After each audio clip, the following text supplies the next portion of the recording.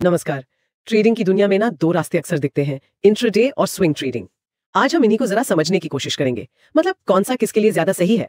हमारी ये जो बातचीत है ये एक काफी अच्छे सोर्स पर आधारित है। उसने ना इन दोनों के बीच का फर्क बड़ा साफ समझाया है।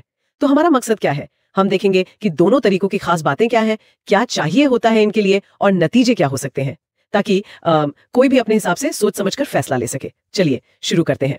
तो सबसे पहले इंट्राडे ट्रेडिंग, इसका क्या मतलब है? सीधा सा है, एक ही दिन में शेयर खरीदा और उसी दिन बेच दिया, मतलब मार्केट बंद होने से पहले सौदा खत्म। हाँ बिल्कुल। और इसमें जो मेन लक्ष्य होता है ना, वो होता है छोटे छोटे मुनाफे कमाना, पर जल्दी जल्दी कई सारे ट्रेड्स करके। हाँ, इसके लिए ट्रेडर्स अक्सर जैसे 5 मिनट या 15 मिनट वाले बहुत छोटे टाइम फ्रेम के चार्ट देखते हैं। अच्छा, हाँ, ये सच में काफी तेजी का खेल है, एकदम फटाफट। बिल्कुल।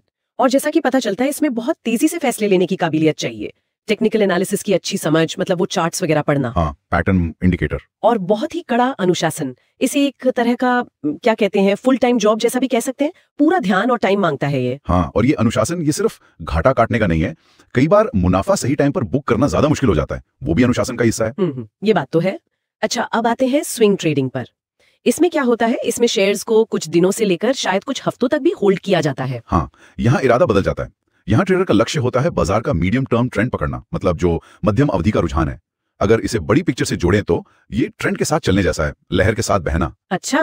और इसके लिए जैसे 1 घंटे वाले चार्ट या डेली चार्ट, थोड़े लंबे टाइम फ्रेम वाले चार्ट ज्यादा काम आते हैं। और जाहिर है इसके लिए सब्र चाहिए और ट्रेंड को पहचानने की काबिलियत भी। जानकारी ये भी बताती है कि ये उन लोगों के लिए अच्छा हो सकता है जो मतलब दिन भर स्क्रीन के सामने नहीं बैठ सकते, हाँ बिल्कुल, लेकिन बाजार के ट्रेंड्स को समझकर फायदा उठाना चाहते हैं। चलिए अब जरा कुछ मुख्य अंतरों को आमने सामने रखते हैं। पहला और सबसे बड़ा शायद टाइम का है। इंट्राडे में तो लगभग पूरा दिन चाहिए। हाँ पूरा दिन। जबकि स्विंग में रोजाना थोड़ा समय, शायद शाम को बैठ के एनालिसिस कर लिया, उतना काफी हो सकता है। बिल्कुल। और दूसरा बड़ा फर्क, जोखिम, रिस्क। हाँ, इंट्राडे में जोखिम ज्यादा माना जाता है, दाम बहुत तेजी से ऊपर नीचे होते हैं ना। स्विंग ट्रेडिंग में उसके मुकाबले कम। पूंजी की बात करें तो इंट्राडे असल में कम पैसे से भी शुरू हो जाता है, खासकर अगर लीवरेज मिल जाए। लीवरेज यानी वो ब्रोकर से उधार लेकर ट्रेड करना, वही, जिसे छोटे मूव पर भी ठीक ठाक मुनाफा बन सके। जबकि स्विंग के लिए थोड़ी ज्यादा पूंजी की जरूरत पड़ सकती है। और मुनाफे की उम्मीद, इंट्राडे में रोजाना कुछ ना कुछ बन सकता है अगर सब सही रहा तो। हाँ, रोजाना संभव है। तो स्विंग में साप्ताहिक या पाक्षिक, मतलब हफ्ते या 15 दिन में। अब देखें, यहाँ बात और भी दिलचस्प हो जाती है, स्ट्रेस, तनाव का लेवल। ओह हाँ, वो तो है। इंट्राडे में ये काफी ज्यादा हो सकता है, लगातार स्क्रीन देखना, जल्दी फैसले लेना। हाँ, स्विंग में तुलनात्मक रूप से कम। ये अंतर जानने से फैसला लेना आसान हो जाता है। तुलनात्मक रूप से कम जरूर है, पर ये भी ना समझेंगे स्विंग में तनाव बिल्कुल नहीं है। अच्छा। हाँ, जब आपका पैसा कई दिनों तक लगा हुआ है तो बाजार की हर छोटी बड़ी खबर पर नजर रहती है, वो भी एक हल्का सा लगातार बना रहने वाला तनाव तो देता ही है। ये भी ध्यान रखने वाली बात है, सही कहा। तो फिर सवाल वही कि किसके लिए क्या सही है। देखिए, सोर्स तो यही सुझाव देता है कि इंट्राडे शायद उनके लिए बेहतर है जिनके पास टाइम है, पूरा टाइम, जैसे स्टूडेंट्स या जो लोग फुल टाइम नौकरी में नहीं है। हाँ बिल्कुल, और जो तेजी से सीख सकते हैं और फट से फैसले ले सकते हैं। इंट्राडे में ना तेजी सिर्फ मुनाफे की नहीं, सीखने की भी होती है। हर ट्रेड एक नया सबक। सीखने की रफ्तार तेज होती होगी। बिल्कुल।